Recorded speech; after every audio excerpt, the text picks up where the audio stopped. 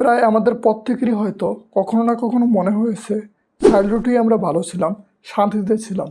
এর কারণ কি আপনারা জানেন? এর কারণ হলো এক্সপেকটেশন। হ্যাঁ, এই এক্সপেকটেশনই আমাদের জীবন থেকে কেড়ে নিচ্ছে সকল সুখ এবং শান্তি। চলুন দেখি এই এক্সপেকটেশন কিভাবে কেড়ে নিচ্ছে আমাদের জীবনের সকল সুখ এবং শান্তি। এক্সপেকটেশন, যার বাংলা আবিধানিক অর্থ প্রত্যাশা। আমরা যখন একেবারে ছোট ছিলাম আমাদের এক্সপেকটেশন ছিল খুবই সামান্য। সময়ের সাথে বড় হওয়ার সাথে সাথে আমাদের এক্সপেকটেশনগুলো দিন দিন বাড়তে থাকে। আর এই বর্ধিত এক্সপেকটেশন পূর্ণ না করতে পারার কারণে শুরু হয় আমাদের মধ্যে এক মনস্তাত্ত্বিক যুদ্ধ, যাকে আমরা বলি অশান্তি, অনেকের মতে আবার ডিপ্রেশন। তখনই আমাদের মনে হতে শুরু করে আগেই আমরা ভালো ছিলাম, শান্তিতে ছিলাম। তখন তো এত টেনশন ছিল না। উদাহরণস্বরূপ, একটি শিশু জন্ম হওয়ার পর তার প্রথম চাহিদা থাকে মাতৃদুগ্ধ। যখন সে মাতৃদুগ্ধ পান করতে পারে তখন সে সন্তুষ্ট হয়। কোনো কারণে পান না করতে পারলেই কান্নাকাটি শুরু করে।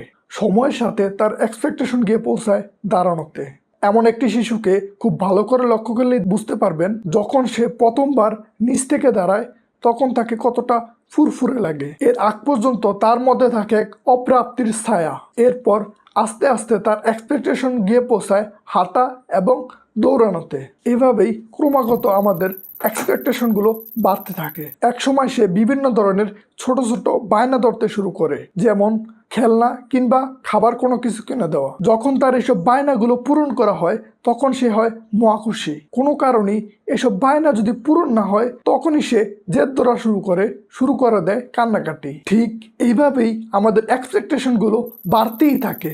ওই ছোট ছোট বায়নাগুলোই এক সময় গিয়ে পৌঁছায় লাক্সারি লাইফ লিডে। আর যদি কোনো কারণে এতে ব্যর্থ হয়ে যায় আমরা ডিপ্রেসড। তখন আমরা ভাবতে থাকি, আমার সাথেই কেন এমন হলো, এগুলো পূরণ হলেও তো পারতো, কেন হলো না? কিন্তু আমরা এটা ভাবি না, কারো হয়তো ছোটবেলার ওইসব ছোট ছোট বায়নাগুলি এখনো পূরণ হয়নি, তার চাহিদা এখনো ওইখানেই আটকে আছে। এভাবেই আমরা ক্রমাগত আমাদের এক্সপেকটেশন বৃদ্ধি করছি এবং লাইফের সকল সুখ শান্তি থেকে নিজেদের বিতাড়িত করছি, নিজেদের জীবনকে করে তুলছি বিষাদময়। এখন যদি আমাদের দৈনন্দিন জীবনের সাথে সাধারণ একটা এক্সপেকটেশনের উদাহরণ টানতে যাই, ধরুন আপনার একটা রিচ ফ্রেন্ড অথবা রিলেটিভ আছে, তার সাথে আপনার খুবই ভালো সম্পর্ক।